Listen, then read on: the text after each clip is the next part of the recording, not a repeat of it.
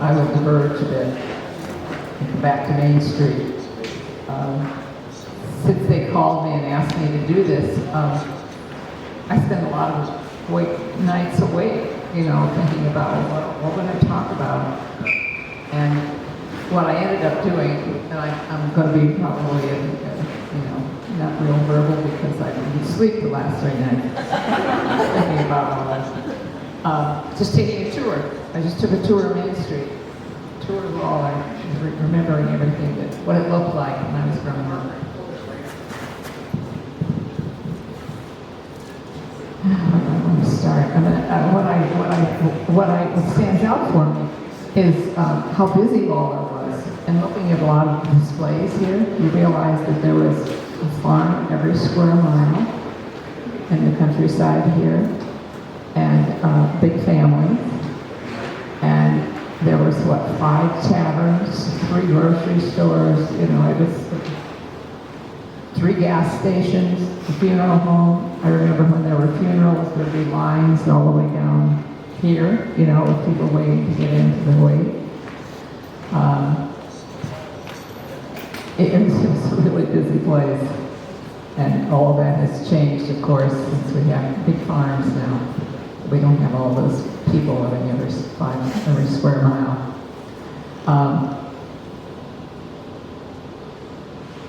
One of the things that really stands out is just being in this space. Because I started coming into this space when I was probably grade school. Everybody had their wedding dinners downstairs. You went home, did the chores, you came back for the wedding dance. So we were all here. You learned, one of the things you had to do when you lived in Lawler was early on learn to dance. Because that's what everybody did on Saturday nights after the weddings. And so I grew up, I spent a lot of time in this hall. Funny, the perception is so different because it was a huge place, a big ballroom when I was a kid. So I'm surprised to see how pretty small it is. Johnny Scally and I especially loved to jitterbug together. He was a year ahead of me in school. So when we had the sock hops and the DJ from Old Wayne would come up, we'd all kind of compete out here on the dance floor. Johnny Edlin and I would always win and take home a 6-pack of RC Cola.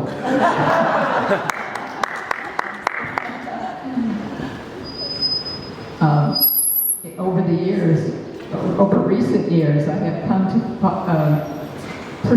peruse the local obituaries. And sometimes I would go into the Decorah obituary, the Elmer obituaries, Lawler, and Hampton. And it was amazing to realize how many people met in either Lawler or Spillville. Couples who got married because they met at a dance. And when we were in these sock hops, our mothers were looking out from behind those windows up there, making sure we were staying straight.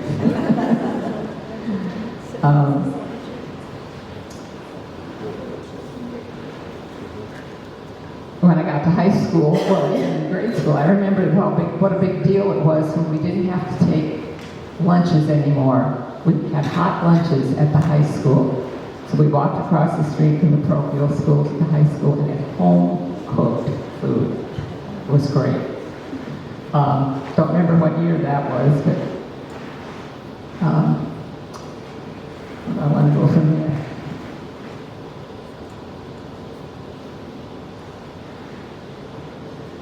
Sports. It was interesting to be in high school. It seems like everybody got to play sports. It didn't matter how terrible you were at, which I pretty much was. Not very athletic, but you all got to play. So we all played basketball. We were cheerleaders. The girls played softball in the summer. There was always things to do. We would have movies on Main Street. I'm sure other people have talked about that. And it was just a wonderful time to grow up here. And I was very lucky. I had a lot of cousins in the area. I was thinking about why did we end up in Lawler? How did our ancestors come here and why? And I remember my grandpa Blazek came from Czechoslovakia, and when they were looking at buying a farm north of Lawler here, where my dad ended up, the Czech, his relatives from Proto were getting very concerned that he was getting too close to this Irish community. Well, that got all solved when my dad married a Scotch-Irish woman.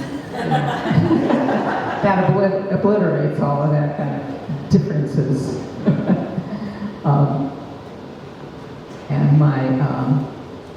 It's kind of interesting to realize that people didn't always marry for money. For love in those days. Survival was a real issue. You know, you had to make sure that you could find a partner that was industrious, who would work hard, who was, could do the job. And I had my grandpa Winters came from Germany, and he landed in Wisconsin first. And he was engaged to be married to a woman there.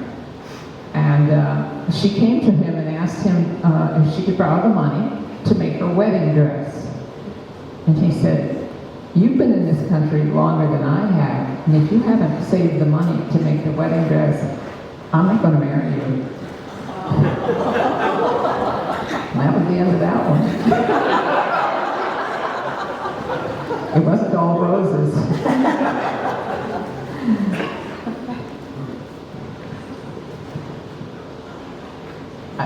I thought about that because I just thought about how did we all get here? Where did our ancestors come from? And we talked about that. And how everybody had to learn to cooperate, to tolerate each other. And that's what makes a cooperative, unified community.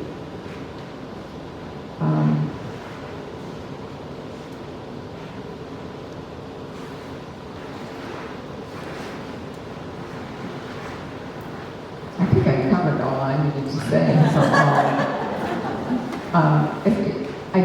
I was very lucky to have a lot of cousins, a lot of aunts and uncles living in the area, and I really appreciated that. I would close just by saying a couple of small incidents that kind of represent what it means to grow up in a very small town. Today, you instruct your children not to talk to strangers. Well, when I was growing up, I wouldn't have known what the word meant because there were no strangers. You knew everybody. And this is a brief little story, and some of you, many of you probably have heard it, but as my dad aged and his memory started to fail, one day he drove down to the hardware store in his red Buick and came out of the hardware store and drove somebody else's red car home. You could tell this story. I just know that we had similar looking cars, and I think your mom said, "Oh, he hadn't driven, he had walked, and he drove our car home." Oh, and he walked down. He walked down, and she said, "Jim, what? And he's like, "Why?" She goes, "That's not our car." My mother informed him that he walked down, and he walked down. Yeah, it wasn't our car. But it wasn't a problem in Lawler. The police didn't get called. Nobody was arrested. And the other little story I have is that when I was in grade school, the bus would come every week and pick us up to take us to the municipal swimming pool in New Hampshire for lessons. So one morning, my dad dropped me off at Mount Carmel by the swings there, and I was waiting for the bus. I didn't really pay much attention, but I don't think there was any other kids on the playground. And I sat on the swing, kind of waiting for the bus, and all of a sudden a pickup truck pulled up. The guy reached over and opened the door, his passenger door, and said, "Jump in." So I jumped in. You wouldn't think of having a kid do anything like that today. Neil Stone took me to New Hampshire for my swimming lesson.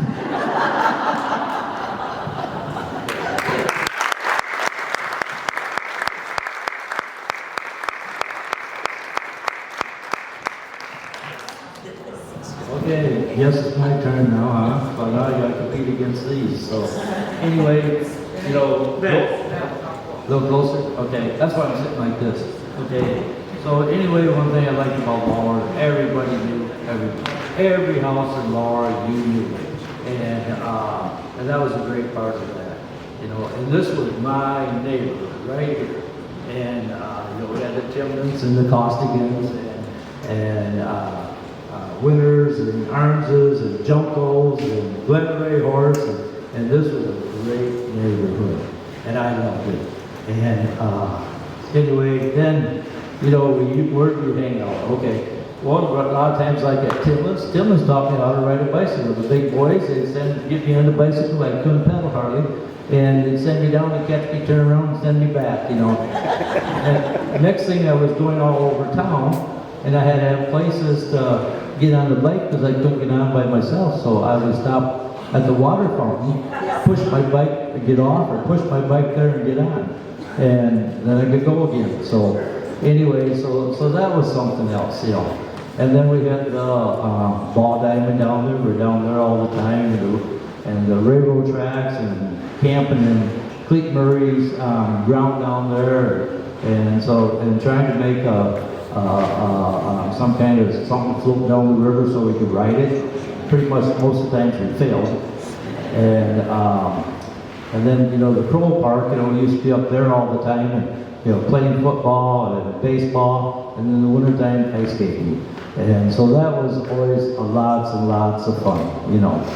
And another thing we did, we hung out at the Stockyards a lot, and Harry Kane was there, and he'd always have Doc's chips in his hand, and he'd have them in a fist, you know, and we'd be fighting to get a chip out of there. Every once in a while we'd win and get a chip, you know. So maybe I went home for lunch or something, so after lunch I'd be walking up the street, and Joe Dost was like, he'd be putting gas in and Arms there. I meant for the walk truck. And he said, where are you going? Oh, up to Doc's to get candy bar. You know, okay, a few days later, where are you going? Up to Doc's to get a candy bar. Guess what my nickname was? I was Doc years and years and years. And all my old high school friends, that's what they called me, Doc, you know. And a lot of people, where'd you get Doc? Well, that's where that came from. But everybody in Lawler had a nickname, you know. But they kind of faded away as I got older. I kind of forgot, you know, their nicknames. But so that part was really, really good. And the other thing I always liked is, where could you go to a town and have several places you could buy candy? You know, 9 places. You know, you had the gas station, you had Byer's, you had Benny Nelty's, you had O'Connor's, you had Stevie's, and then you could down the other street. Then you had the variety store, Leonard's Variety Store, and Martin's, and man, you just get candy every place you wanted to go. But you had to have money, you know. That was always the problem. And when I was growing up, Paul Tillman always mowed a lot of lawns, and I always helped him, so I got paid money, you know, or helped clean the bank. I worked in the bank with Paul for a long time, you know, and so that was always really good. I always remember when President Kennedy got assassinated, and Father DeLay comes running over to school, get everybody to church, We're praying, and all of a sudden, Father's come back, he's listening to the radio, and he's just crying, you know, President Kennedy died. So that was, you know, I guess I was a big Kennedy fan because Paul Tillman and I helped him win, because it was going to be a very close election, and of course Paul had access to paper, you know, typing paper and stuff, and we put vote to Kennedy, and every car that came in Lawler had one on him, probably 3 weeks before, and he won, and we always felt we had a great part of it. So, the one thing I said when Kennedy was assassinated, watched it on television, you know, because we had school off to watch the funeral and stuff, and I always said I'd like to go there someday. And I did. I think it was like Kennedy's 3 times, Dallas twice. So that was always kind of tough. I was a big Kennedy fan. Now I'm not sure where I am today. You know, you just don't know which direction to turn anymore. Another thing, in '63, 6 days after Kennedy was the Shees, I talked to Sally a little bit. That was kind of hard. Bob was a good friend. They were at Timlin's a lot, so knew him quite well. And then, another thing you don't do every place, like you could do in Lawler is, I was going to buy a car in 1968, and it was a 64 Ford, so maybe a little before 68. So anyway, but it was only about 3.5 years old. My dad had the same year car, and I had about half the money saved. I worked on Helen Versax quite a bit, and saved money, but I had to get the rest of it. I mean, I looked at this car, and I said to Dad, well, if you go borrow the money, I don't think he'd think that would happen. So anyway, one night after Timlin's were done eating dinner, I went over there, and Gene brought me the money. And so I went home, my dad thought it was all over with, and he says, well, how'd you make out? I said, well, he's going to give me a loan. My dad says, well, I ain't going to sign the papers. I said, you don't have to, So where else but Lawler? Then in 1969, he graduated from Turkey Valley. Started working at the lumber yard for Eddie and Elvina Hemsoff and Leonard Hagelman. And anyway, they treated me very good, but remember them days how things came in, like lumber. Phil cleared the top, one piece at a time, then you take the lumber yard, put it away. And then you came for tiling, and then they came in, and the car's full of tile, and 2 here and 2 in the other hand, and then you take it out to the farmer and deliver it. So that was an experience, and I did that, until I had a bad car accident in '69. I was in Hampton Hospital traction for 7 weeks. And before that, I got married. Talk about a big year. I got married. And we were married 54 years. And we lived south of Lawler for 53 and a half. And when we were looking to buy a house, we could buy where Lisa and Harold Kennan lived. And her mom lived there before that. We could buy that house or where we bought. And if anybody said, well, where do you live? Well, where Lauren and Jen Koski live? Yep, just behind them. So everybody knew where we lived. And so we lived there for close to 54 years. And that was always great, But then, before I had my car accident, I went and listened to the sermons. And anyway, that never happened because of my car accident. And then, in 1975, we bought the building. I always wanted to be a businessman in Lawler, and I wasn't sure what it was going to be. I tried to buy Benny Nolte's, and then I got thinking, this building's pretty old. I don't know if I want to start here, And then I got thinking, well, if I buy the gym in the high school. And I started writing at different grocery stores. That's all you had back then, paper and pencil. And I wrote a letter to Hy-Vee and explained what I wanted to do. I got a very nice letter back from them, but of course they don't go in a small town like Lawler, Iowa. And then we ended up buying from Millie and Hank Fensel, Millie's beauty shop, and there's a couple apartments up the side with it at the time, and we gutted it all out. And so we worked day and night, and I'd come to town in the morning, and if I didn't stop and pick my grandpa up over here, he'd beat me up there almost, And him and I worked all day, and there was different friends and aunts and uncles that came to help me at night, and we opened up in August of the day before the all-night tournament. And we weren't prepared for that. And we had one roaster we couldn't keep up with. If you were a chick, it's probably going to be an hour and a half, But then eventually we got that straightened out. Then came the all-school reunion, Diane here, Miss Norgoss. And anyway, we were prepping to make a float for that. And we bought the Pitts building, we were trying to clean that up. We had to replace block up on top that was falling off and all this stuff, and painted. And then of course we painted Welcome to Lawler on the side of it. And Lori and Sue, they were going to paint it. Guess what? It was a windy day, and they're up there. The paper, they had thing all paid out to put out there, I said, well, we gotta get it up there, so we just paintbrushed. It was a little crooked, it was looking at that, but I think a lot of people always thought about that, welcome to Lawler, you know. And so we really enjoyed that part. And then we sold it, we ran the pizza place from 75 to 85. We loved it, we appreciated all your guys' business.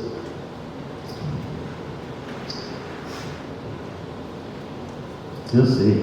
Then we sold it to Tim and Faye Grove, and then, what, a year and a half, it burned down. So pretty tough, we were pretty sad, but it happens and life has to go on. And then I also sold real estate when I was in the pizza place from 80 to 85, but then I sold real estate from 1980 to 1993, and then I went to work for Cole Myers in Lawler here, and I worked for them for a little over 20 years. And I guess I have to say, every job I ever had, I loved it, you know. And I still love Lawler. I live in New Hampton, but there was no place to buy in Lawler. And Jan Sheridan died, and her condo was up for sale, and we looked at that, and we ended up buying it. And I always said I didn't want to have to move again, but the next place will have a home in it, a nursing home or a funeral home. so I am done moving. and we go to the river a lot. We love to go to the river, and we spend quite a bit of time there. But yeah, and was I ever any Irish? Yes, I was Irish. I think you probably would all remember my grandpa Bill Cutsforth, and my grandma Lizzie. She was 100% Irish, and if I ever got a little bit of temper, it came from her. And yeah, but she was a true loved Irish. She was born and raised down by Dubuque, and she was baptized at St. Colin. That's where Tony's family goes. So that's why it's special. But I think I talked long enough. You know. Yeah, but we appreciate you. We love you. We thank you for all the business that you gave us over the years, and we've never been without Lawler.